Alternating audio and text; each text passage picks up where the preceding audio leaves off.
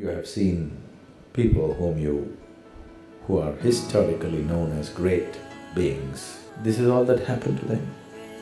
They were living with a limited identification. Suddenly, for some reason, some event broke their identities, and suddenly they identified with a larger process that was happening around, and they did things that they themselves could not imagine. For example, Mahatma Gandhi, he got qualified as a lawyer. I remember what he wrote when he when he went out to fight his first case in the court in India. He says, "I stood up to argue my case and my heart sank into my boots." Does that sound like Mahatma Gandhi? The man just moved millions of people, just one incident.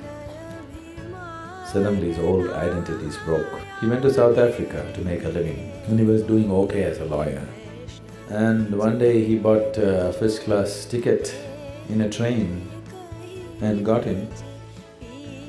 And he traveled some distance. In the next station somewhere, a white South African got in, and he didn't like a brown-skinned man sitting in a first class, so he called the ticket collector.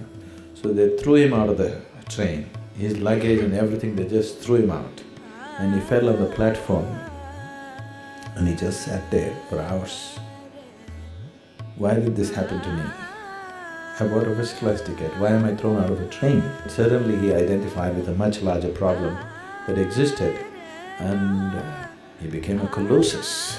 Just broke that little identification and moved into a much larger identity. Probably there has never been another man on this planet who moved as many people as Mahatma Gandhi moved, with such simple ways. Never before another conquering force on the planet has been made to vacate the land where they had taken root without firing bullets at them or killing them or anything like this.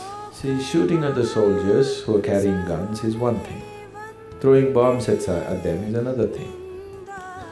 But just going there, standing on the street and willing to be beaten down on the heads with cracked skulls, you fall down, one line of people fall down, the next line of people come and give their skulls to be broken again, is a completely different kind of strength.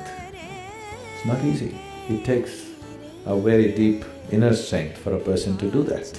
And that's what he managed to do. And all that happened to him was from a small identity of himself and his family and wanting to make a living, his identity just exploded, identifying with the larger problem of the people that was there at that time.